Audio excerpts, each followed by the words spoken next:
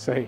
तो शेख साहब, आपकी अपनी जो जमात है अवामी मुस्लिम लीग, उसके टिकट पर आप इलेक्शन लड़ते भी रहे, आप ही के दम से वो ज़िंदा है और आप कामयाब भी होते रहे, उसका अब क्या मुस्तकबिल है? और पाकिस्तान की एक नेशनल लेवल की जमात क्यों नहीं बन सकी वो बैन मुल्क की सतह पर? हमने तो किसी की रिक्वेस्ट करने की बजाय अपनी पार्टी 15-20 साल से बनाई हुई है, उसी पे खड़े होते हैं, उसी पे जीतते हैं, उसी पे हारते हैं। हमने बनाई नहीं मुल्क की सतह तक, बस रखी है कि किसी को कहना ना पड़े, इंडिपेंडेंट रहें।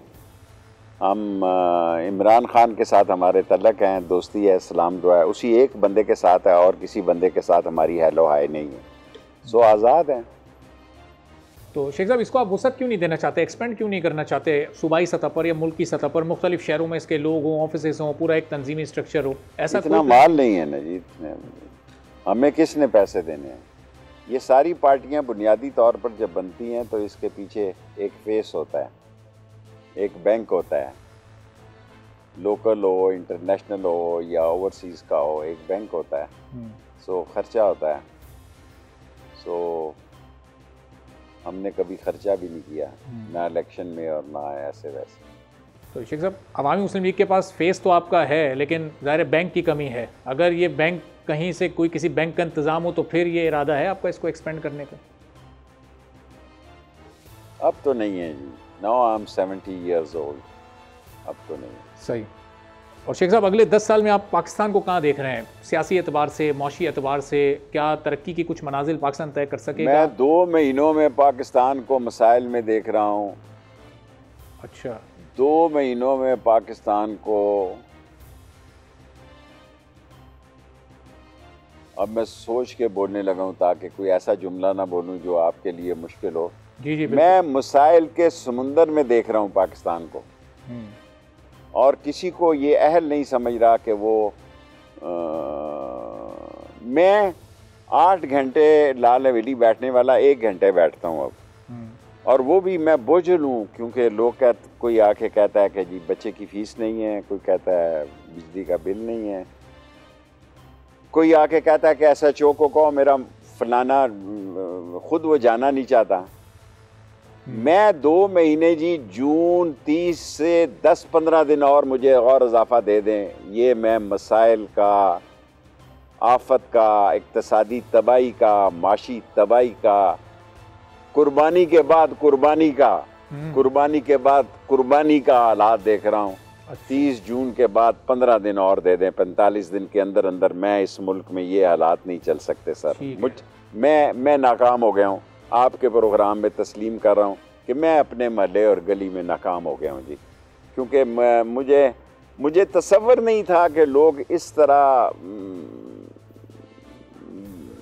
एक दूसरे के माल पर झपटा मारेंगे। और जिस मुल्क में मैं, जहाँ 17 दफ़ा वज़ीर रहा हूँ, वहाँ जनाजा गाह को लूट लिया जाए तो मेरी क्या पर्सनैलिटी है उस शहर में? मस्जिद में लोग फजर की नमाज पढ़ने नहीं जा रहे कि जी कोई पिस्तौल निकालेगा और काम तमाम हो जाएगा। तो बताएं क्या, मैं 1.5 महीने आपको 45 दिन देख रहा हूँ, इसके अंदर अंदर ही नतीजा निकलेगा जो भी निकलना है, अच्छा या बुरा। अच्छा, तो शेख साहब, ये जो मुआशी तबाही है, ये क्या, इसका नुक्ता आगाज़ कहाँ से हुआ? जब से पाकिस्तान वजूद में आए तब से ही मौजूद है? इसको शायद चौथा गियर, ये जो भी पाकिस्तान तहरीक इंसाफ की हुकूमत आई थी, क्या उसमें लगा? क्या उनका भी किसी हद तक इस मुआशी तबाही में किरदार है? मैंने आपसे अर्ज़ की ना, मसाइल ज़्यादा आदमी के लिए जो आदमी बोलता है उसको लोग पागल और बेवकूफ़ समझते हैं। बड़े आदमी जो होते हैं वो हुकूमतें ख़रीदते हैं, टेक्सटाइल ऑप्टिमा के साथ कौन लड़ सकता है? क्या कहूँगा भाई, ईद के दिन का आप प्रोग्राम कर रहे हैं, कोई सियासी प्रोग्राम होता तो मैं 8-10 शोबों का नाम लेता जो असल हुकूमत जिनकी होती है, बाकी तो सारी कंपनी की मशहूरी के लिए वैसे ही। You know, express train never wait the passenger, you have to reach right time. ये गाड़ी छूट गई है 45 दिन में, आपको कह रहा हूँ इस ईद के प्रोग्राम में कि इसका कटी कटा निकल आएगा। सही। तो शेख साहब, ज़ाहिर है ईद का प्रोग्राम, इसी मुनासबत से मैं भी कोई हार्ड कोर आपसे वो सियासी सवाल नहीं कर रहा, लेकिन ये 45 दिन में इसका मतलब आवाम मज़ीद मुश्किलात का शिकार हो सकते हैं। ये वही दिन होंगे जब हम IMF को मना रहे हैं कि अगला प्रोग्राम दे दें ताकि हमारे पास कुछ डॉलर्स आ जाएँ, हमारी कुछ मुश्किलात कम हो जाएँ। तो ये इसी तरह हम एक के बाद एक बार IMF के पास भी जाते रहेंगे आने वाले दिनों में।